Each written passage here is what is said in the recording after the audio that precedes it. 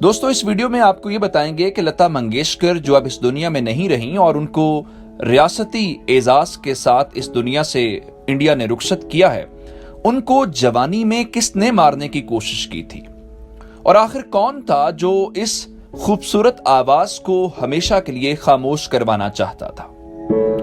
तो कहानी कुछ यूं है कि उस दिन सुबह सवेरे रियाज के लिए उठने वाली लता मंगेशकर को गैर मामूली तौर पर पेट में दर्द महसूस हुआ। ये तकलीफ उन्हें कई दिनों से हो रही थी, जिसे वो मुसलसल नजरअंदाज करती आ रही थी।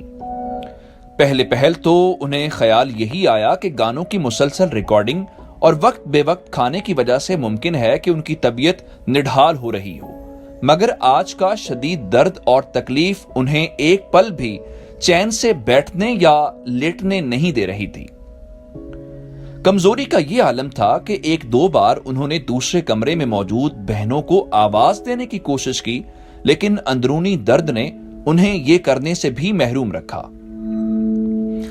बिस्तर का कोना पकड़ने के बाद जैसे ही उन्होंने एक बार उठने की कोशिश की तो वो चकरा कर वापस गिर गई और इस दौरान उन्हें पै दर पै उल्टियां हुई और उनकी तकलीफ में डूबी हुई बुलंद आवाज सुनकर घर वाले उनके आसपास पहुंच गए थे।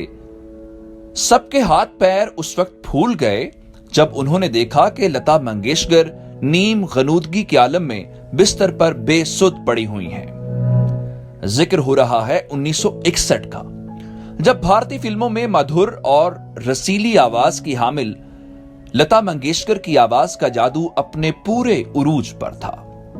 32 बरस की लता मंगेशकर कामयाबी और कामरानी की नई मिसालें कायम करने में मगन थी। हर मौसीकार उनकी दिलों में जल तरंग बजने वाली आवाज से इस्तेफादा करता।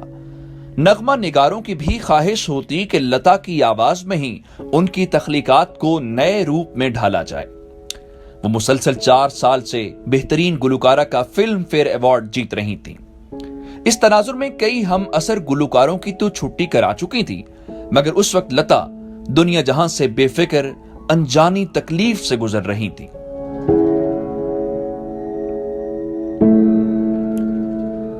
लता मंगेशकर के घर वालों के लिए यह सूरत हाल खासी परेशान कुन थी। तभी तो फौरी तौर पर फैमिली डॉक्टर D.R. कपूर को तलब किया गया, जो अपने साथ एक्सरे मशीन तक ले आया। लता मंगेशकर की हालत बिगड़ती जा रही थी। Doctor D.R. कपूर ने लता की नब्ज चेक की और फिर उनके पेट का एक्सरे किया। लता की बहनें और भाई के चेहरे पर फिक्र के साए गहरे हो रहे थे। सबकी निगाहें डॉक्टर पर मरकूज थी, जिनके निकले हुए अल्फाज सुनने के बाद ऐसे महसूस हुआ जैसे कमरे में जोरदार धमाका हो गया हो। Doctor D.R. कपूर ने एक्सरे और लता मंगेशकर को देखने के बाद बस यही कहा, इन्हें जहर दिया जा रहा है। इस इंकिशाफ के बाद हर कोई सहम कर रह गया। लता मंगेशकर जो गहरी नींद में थी, वो इन सब बातों से लाइल्म थी। डॉक्टर के मुताबिक यह जहर लता को खाने के जरिए दिया जा रहा था। यह सुनकर औशा मंगेशकर फौरी तौर पर बावर्ची खाने की तरफ भागी। तलाश की उस बावर्ची की जो रोज खाना बनाता था, लेकिन उसका दूर दूर तक कोई अता पता नहीं था। फौरी तौर पर उन्होंने पके पकाए खाने को जाया करना शुरू कर दिया। उधर डॉक्टर D.R. कपूर दीगर अहले खाना को बता रहे थे कि खुशकिस्मती से लता मंगेशकर को दिया जाने वाला यह जहर इब्तदाई मराहिल में था, लेकिन इसके असरात को दूर करने के लिए लता का बाकायदा इलाज होगा, क्योंकि जहर ने उनके मुआहदे को मुतासिर किया है। हर किसी के चेहरे पर हवाइयां उड़ रही थी। सवाल बेशुमार थे जो जहनों में उठ रहे थे कि आखिर वो कौन था जो लता मंगेशकर से इस कदर नफरत और अदावत रखता है कि उन्हें धीरे धीरे मौत की आगोश में पहुंचाना चाहता है।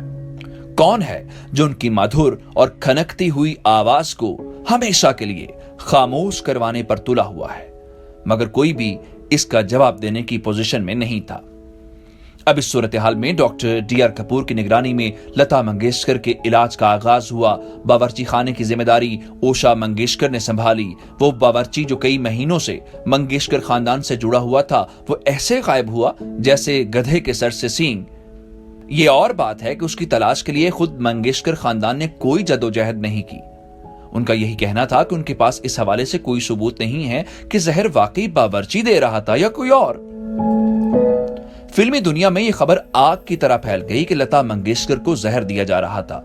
कुछ जरायद ने तो यहां तक फसाने घड़ने शुरू कर दिए कि अब लता मंगेशकर कभी भी गुलकारी नहीं कर पाएंगी।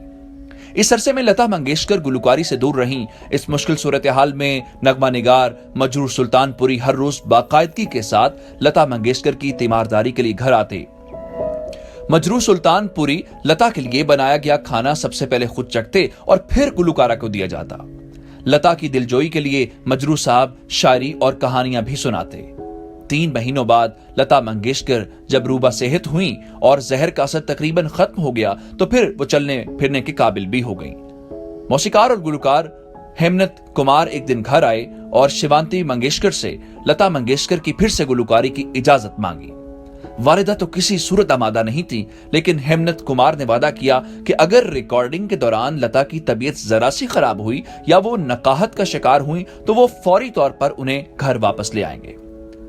लता मंगेशकर ने जहर खाने के बाद जो पहला गीत रिकॉर्ड कराया वो 20 साल बाद का कहीं दीप जले कहीं दिल था। लता मंगेशकर ने इस गाने को ऐसा डूब कर गाया कि इस गीत ने उन्हें अगले साल बेहतरीन गुलकारा का फिल्म फेयर अवार्ड का हकदार बना दिया। लता के साथ पेश आने वाले इस वाक़े को बाद में 1992 में रिलीज होने वाली फिल्म गीत में मामूली रद्दोबदल के साथ पेश किया गया कि किस तरह गुलकारा बनी हीरोइन।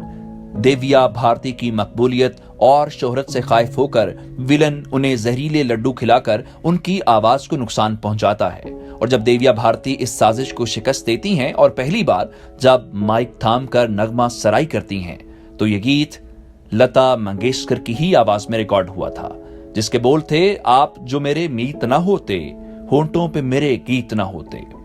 लता मंगेशकर को जहर देने की साजिश में कौन मुलव्विस था, किसने, क्यों और किसके इशारे पे ये कारिस्तानी दिखाई, इस राज से कभी पर्दा नहीं उठा। खुद मंगेशकर खानदान इस मौजू पर गुफ्तगू करते हुए एहतियात करता रहा है। दिलचस्प बात यह है कि कभी भी उस बावर्ची को ढूंढने की कोशिश नहीं की गई जो इस वाक़े के बाद बगैर तनख्वाह लिए पुर असरार तौर पर उड़न छू हो गया था।